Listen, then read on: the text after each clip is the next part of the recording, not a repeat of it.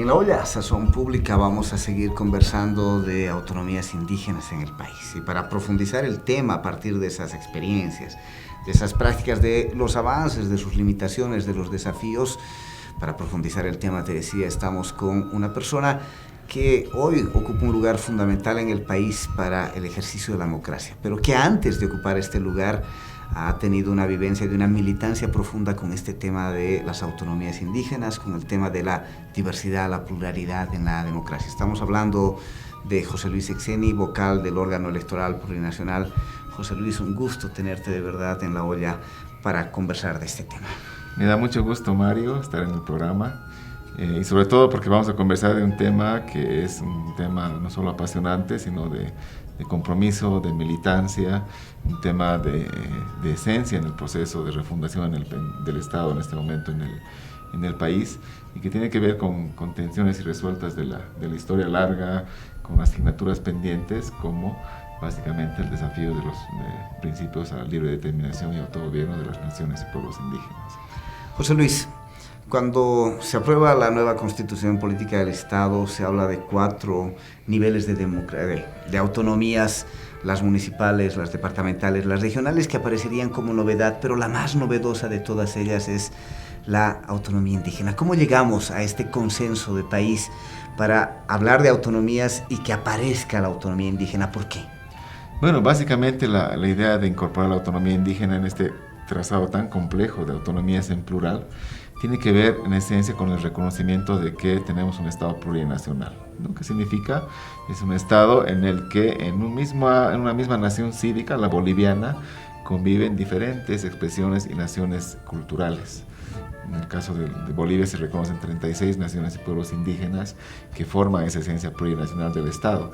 Ese reconocimiento, más todo lo que implica este avanzado título de derechos colectivos de las naciones y pueblos indígenas, se asienta en última instancia en el reconocimiento a la ancestralidad de los pueblos indígenas, su existencia precolonial, el dominio sobre sus territorios, y específicamente en lo que es un principio fundamental, y es el autogobierno y la libre determinación. En función a esto es que se sitúa el proceso de las autonomías indígenas, que ya lleva más de 6 años y ha sido muy difícil, muy complejo, pero está avanzando. Está avanzando, y es bueno que esté avanzando, porque yo asumo como principio que sin autonomías indígenas difícilmente podremos hablar en Bolivia de Estado plurinacional.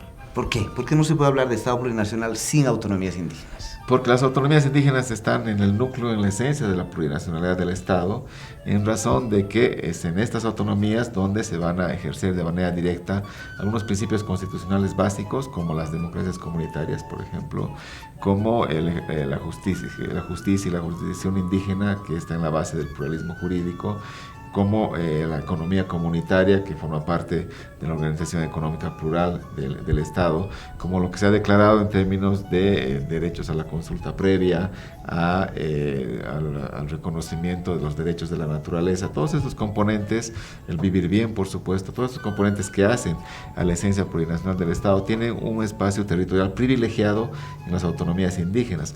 No significa que solo tenga que reducirse el tema a un espacio territorial como las autonomías indígenas, porque hay lo indígena no comunitario en las ciudades, ¿no? De ciudades indígenas como el Alto, por ejemplo, pero esto es muy simbólico porque es un espacio de ejercicio de autogobierno reconocido en la Constitución y que forma parte del ordenamiento estatal.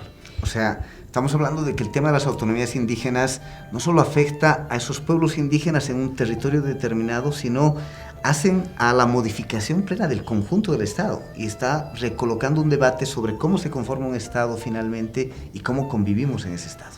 Así es, están en la esencia de esta refundación estatal tan compleja que nos hemos trazado como país, ¿no? Transitar de un Estado-nación centralista a un Estado plurinacional con autonomías en plural, ¿no?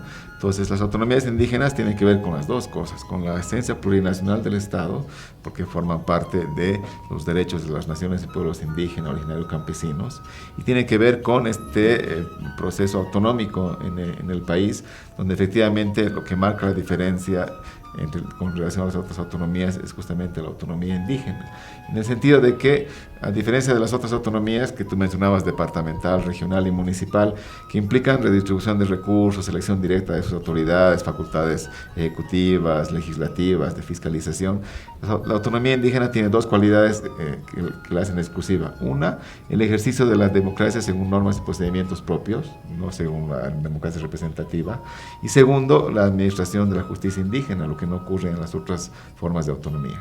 Ahora, ¿qué se ha avanzado? Tú decías, estamos un poco más de 6 años en este proceso. Cuando se aprobaba la Constitución, se aprobaba esta posibilidad y fuimos en algunos municipios del país, algunos territorios indígenas, a un referéndum para ver cuáles de ellos querían avanzar a constituirse en autonomía indígena.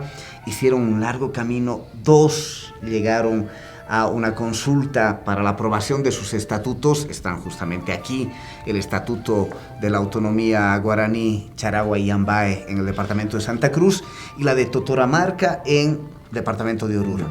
De estos 2 solo se aprobó uno. Sí. Uno se quedó en el camino, no fue aceptado, que es la Autonomía Guaraní, Charagua y Yambae. ¿Cómo podemos evaluar esta primera experiencia de intentar materializar efectivamente las autonomías indígenas? Primero hay que decir que efectivamente está siendo una larga marcha, por supuesto que tiene sus raíces en la historia larga de la colonia, de la república, y que después de este referéndum del 2009, donde 11 municipios decidieron convertirse en autonomías, hoy casi 7 años después tenemos efectivamente uno que se mantiene como vanguardia y como baluarte del proceso, que es la autonomía de Charagua y Yambae. En el referendo que hubo en septiembre del 2015, la población de Charagua, que tiene una mayoría guaraní, aprobó este estatuto. Este es un estatuto que está en vigencia, pero más de un año después se está terminando de configurar y conformar el primer autogobierno indígena, ¿no? Ha sido difícil también esta transición desde aprobar el estatuto y conformar el autogobierno, porque implica un proceso que es lento, que debe ser gradual, para dejar de ser un gobierno municipal y pasar a ser un gobierno indígena, ¿no? Es decir, hay requerimientos normativos. Había un gobierno municipal transitorio y había que elegir autoridades en una estructura que es compleja porque es intercultural, 4 zonas guaraníes y 2 zonas urbanas, una de los habitantes de Charagua Pueblo, vinculados a la ganadería, a las labores de la propia ciudad, digamos, la parte más urbana de Charagua, y Charagua Estación, donde están básicamente migrantes aymaras y quechuas. Pues se dice que Charagua es como la pequeña Bolivia, ¿no? Porque están indígenas, quechuas, aymaras, residentes del lugar. La colonia menonita más importante también está en Charagua. Entonces este proceso de elección de estas autoridades ha sido difícil porque había que discutir la forma en la que se iban a elegir y conformar el autogobierno, una estructura que es compleja, pero es muy importante porque está basada en una serie de asambleas comunitarias, zonales y de la propia autonomía. Pensemos en esta experiencia, pero también en lo que han aportado las otras discusiones autonómicas. Hoy estamos caminando una nueva consulta y van a ingresar nuevos territorios a plantearse la posibilidad de aprobar sus estatutos autonómicos como autonomías indígenas. Pensando en general, sabiendo que cada uno de sus estatutos son diferentes, porque el criterio básico de una autonomía indígena es que cada territorio indígena define su propio estatuto, por tanto no hay un parámetro único, pero hay elementos en común porque vienen de matrices indígenas compartidas. ¿Qué se modifica? ¿Qué aparece de novedad en esos estatutos? Primero, en términos de la gestión política del territorio, la organización territorial, el manejo del poder y la autoridad en última instancia. Hay varios elementos bien importantes, sustantivos, que en mi criterio están dando un impulso al proceso constituyente, que después de la aprobación de la Constitución como que entró en declive, y están replanteando temas fuertes de nuestro proceso de refundación estatal. El primero, evidentemente, tiene que ver con cómo los pueblos indígenas piensan a sí mismos y plantean su sistema de autogobierno. Eso tiene relación básicamente con el ejercicio de las democracias comunitarias, y se puede identificar básicamente la democracia del Ayllu, por ejemplo en el caso de Totoramarca, con sus propios mecanismos de rotación, de centro del Tantachawi como máxima instancia de decisión, la asamblea, una democracia democracia en los valles, asentada más en el sindicalismo campesino, ¿no? Como Mojocoy y Racaipampa, que van al referendo el próximo 20 de noviembre, y una democracia en las tierras bajas como la Guaraní, asentada más en una lógica de capitanías zonales. Entonces, ese sistema de autogobierno está planteando diferentes desafíos y retos a la democracia, o a las democracias, porque no podemos hablar de una democracia, sino democracias en plural y democracias en ejercicio, en esto que hemos asumido como un principio en el país, que es el principio de demodiversidad. Es decir, no existe un modelo único y hegemónico de democracia al cual deberíamos aproximarnos o llegar, sino diferentes concepciones, saberes y prácticas democráticas, en especial comunitarias, que plantean desafíos en términos de interacción, en términos de complementariedad. Entonces, ese diseño del sistema de gobierno, es decir, asentado en normas y procedimientos propios, es un elemento fundamental que está planteando retos a la democratización. Todo lo que tiene que ver con la definición propia de su modelo de desarrollo también es importante, porque primero replantea esto que está en la Constitución, que es el summa camaña en aymara, el vivir bien, y lo pluraliza, porque habla del summa causa en quechua, del yeico cabe pabe en guaraní, del summa causa en uruchipaya. Entonces, diferentes expresiones para expresar este principio esencial de la Constitución, que es el vivir bien, reafirmando el derecho a la consulta previa, reafirmando los derechos de la naturaleza, reafirmando la centralidad que debería tener la democracia comunitaria o la economía comunitaria. Entonces, este es otro elemento fundamental que está planteando. Yo no diría que llega a plantear una alternativa al desarrollo, pero plantea elementos de otra forma de entender el desarrollo vinculado a la madre tierra y el vivir bien, ¿no? Un tercer elemento tiene que ver con esto que mencionaba, que es el ejercicio de la justicia indígena. El proceso estatuyente de las autonomías indígenas está planteando esta idea de la justicia indígena como un sistema propio, con autoridades propias, no una forma alternativa de resolución de conflictos que se decía antes, sino un sistema de justicia propio que plantea interpelaciones fuertes a esta idea de pluralismo jurídico que hay en el país. Entonces son varios elementos que tienen que ver con principios, que tienen que ver con valores, que tienen que ver con saberes, que de algún modo están mostrando en ejercicio esta idea de plurinacionalidad con desafíos muy importantes en términos de núcleos comunes, es decir, de buscar un punto intercultural también. José Luis, nos planteabas tres aportes centrales.